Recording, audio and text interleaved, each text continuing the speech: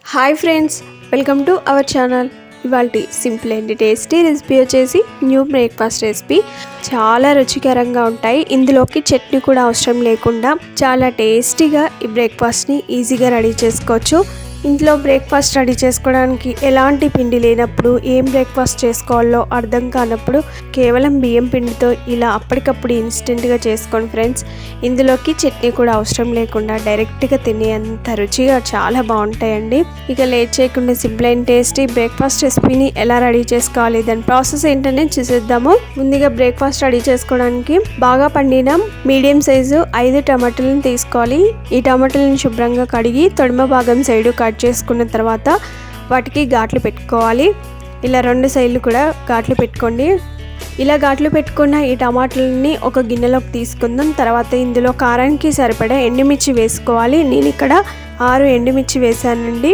ఇవి కొంచెం ఘాటు ఎక్కువగా ఉంటాయి కాబట్టి 6 తీసుకున్నాను. అలాగే 4-5 వెల్లుల్లి రెబ్బలు పొట్టు తీసి వేసుకోవాలి. ఇందులోనే ఒక 1/2 టీ స్పూన్ వరకు రాళ్ళ ఉప్పు వేసుకొని ఇందులో టమాటాలు మునిగేంత వరకు నీళ్లు పోసి ఈ గిన్నెని స్టవ్ పైన పెట్టి ఉడికించుకోవాలి. టమాటా అనేది సాఫ్ట్గా ఇంతవరకు ఉడికించుకోవాలి. ఇంకొక పక్కన స్టవ్ వెలిగించుకొని స్టవ్ పైన ఒక ఫ్రై పాన్ పెట్టుకొని ఇందులో చూపించిన కప్పుతో 1.5 కప్పు వరకు నీళ్లు పోసుకోవాలి.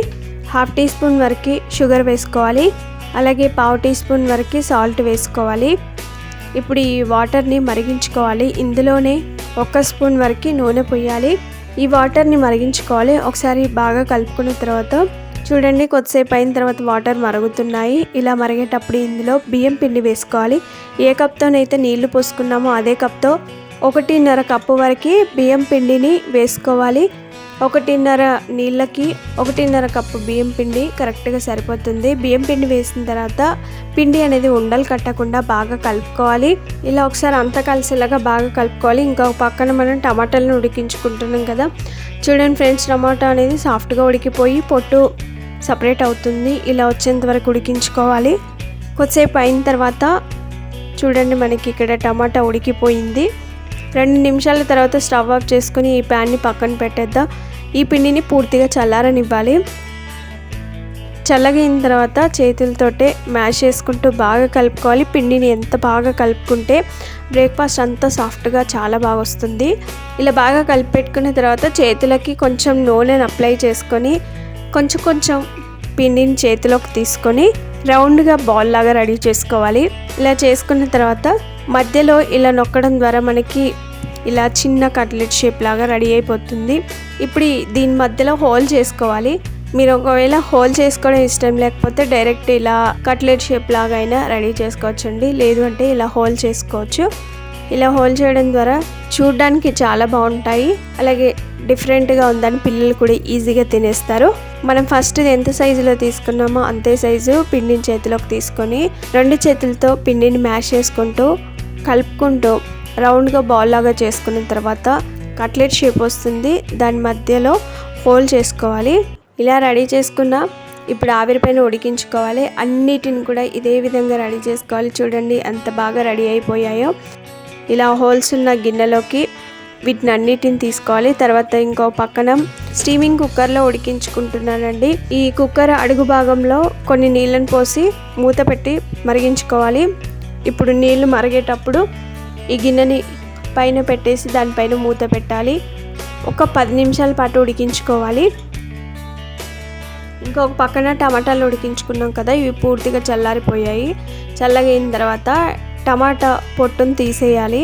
ఉడికిన తర్వాత టమాటా పొట్టు ఈజీగా వస్తుందండి. చూడండి ఎంత బాగా వస్తున్నాయో. ఉడికించుకున్న అన్ని టమాటాల నుండి పొట్టును తీసేయండి. ఇప్పుడు వీటిని ఒక మిక్సీ జార్లోకి వేసుకోవాలి. మిక్సీపై మూత పెట్టి మెత్తగా మిక్సీ పట్టుకోవాలి. చూడండి, మనకి ఇక్కడ టమాటో ప్యూరీ అయితే రెడీ అయిపోయింది. ఈ విధంగా మెత్తగా మిక్సీ పట్టిన తర్వాత ఇంకొక పక్కన మనం చిన్న వడలను ఉడికించుకుంటున్నాం కదా, 10 నిమిషాలు అయిందండి. 10 నిమిషాల తర్వాత మూత తీసి ఒకసారి చూద్దాము. చూడండి ఫ్రెండ్స్, మనకి ఇవి చాలా సాఫ్ట్గా ఉడికిపోయాయి. ఇలా ఉడికించుకున్న తర్వాత స్టవ్ ఆఫ్ చేసుకొని ఆ పై గిన్నెను తీసి బయట పెడదాం. ఈ గిన్నెని పక్కన పెట్టేసి ఇంకొక పక్కన స్టవ్ పైన ఒక ఫ్రై పాన్ పెట్టుకొని అందులో 3 టీ స్పూన్ వరకు నూనె పోయాలి. నూనె వేడిన తర్వాత పోపు దినుసులు వేసుకోవాలి. ఆవాలు జీలకర్ర వేసిన తర్వాత చిటపట్లాడేంత వరకు ఫ్రై చేసుకొని ఇందులోనే చిటికెడు పసుపు వేసుకోవాలి. తర్వాత ఒక రెమ్మ కరివేపాకు వేసుకొని కరివేపాకు క్రిస్పీ అయ్యేంత వరకు ఫ్రై చేసుకోవాలి. కరివేపాకు క్రిస్పీగా అయిన తర్వాత మనం మిక్సీ పట్టుకున్న టమాటో ప్యూరీని ఈ పోపులో వేసుకొని ఒకసారి బాగా కలుపుకోవాలి.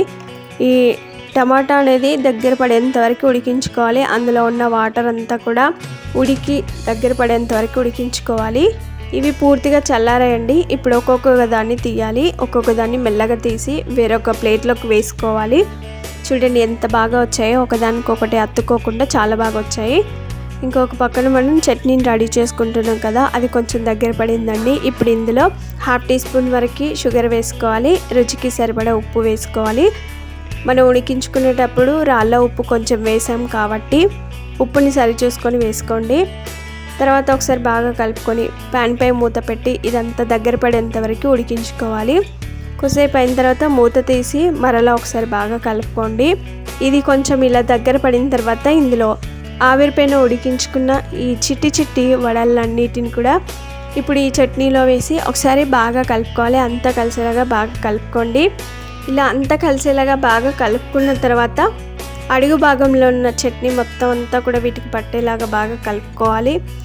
వీటిని కొద్దిసేపు ఈ చట్నీలో ఇలాగే ఉంచి ఉడికించుకోవాలి. ఇలా ఉడికించుకోవడం ద్వారా ఆ చట్నీ అంతా కూడా వీటిలోకి పోతుందండి. తింటుంటే జ్యూసీగా భలే టేస్ట్గా ఉంటాయి. పుల్లగా కారంగా భలే బాగుంటాయండి. ఇలా చేసుకున్న తర్వాత ఇంకా ఏ చట్నీ కూడా అవసరం ఉండదు. చాలా రుచికరంగా తినేయచ్చండి బ్రేక్ఫాస్ట్ని అయితే.